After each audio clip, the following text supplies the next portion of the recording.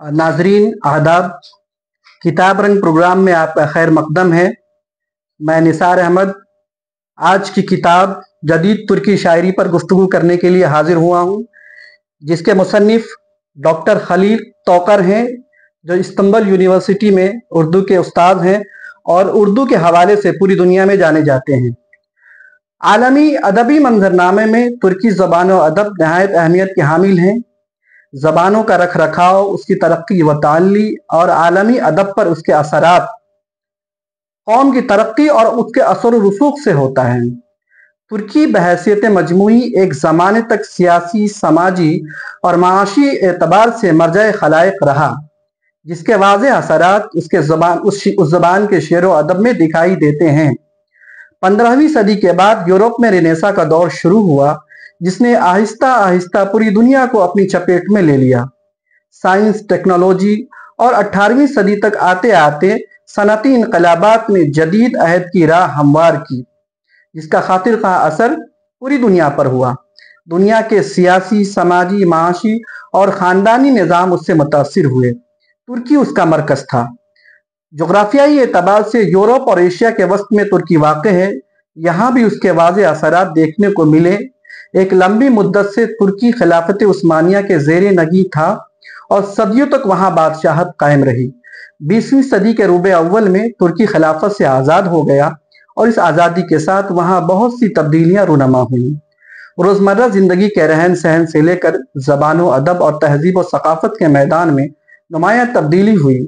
Europe के नए सियासी हालात, साइंस और टेक्नोलॉजी से वाबस्तगी और सनअत व हिरफत जैसे मौज़ूआत तुर्की शायरी में जगह पाने लगे।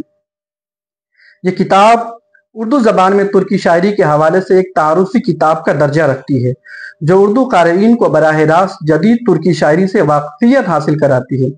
आलमी अदब के जानने और समझने वाले और उनके बुनियादी मबादियात से वाक़फ़ियत हासिल करने के ज़िम्न में ये एक मुआविन किताब साबित हो सकती है।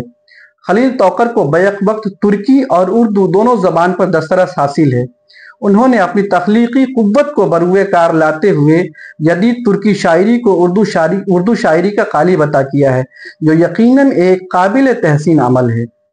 इस किताब को पढ़ते हुए अंदाज़ा होता है कि किस तरह शुअरा उस वक्त के सियासी इनकलाबात को अपनी शायरी में बरत रहे थे और तुर्की शेर व अदब में इनकलाबी शायरी के बाब में ज़ख़ीरा अंदोज़ी कर रहे थे। 18वीं सदी के बाद जो अहम इनकलाबात रूनमा हुए, तुर्की उसकी आमाजगाह था। खा वह सियासी इनकलाबात हों, जंग अजीम में आवाम की हिस्सेदारी हो, इन सब का वाज़ेह असर जदीद तुर्की शायरी में नजर आता है।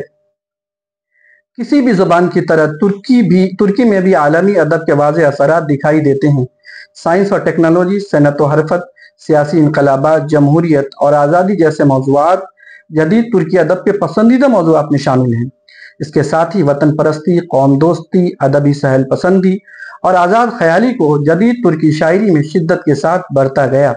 साथ ही कौमी अदब, जमहूरी अदब, सियासी, समाजी और माशी अदब जैसी इस्तिलाहों का रिवाज भी आम हुआ, जो अदब को बामकसद बनाने का इशारिया है।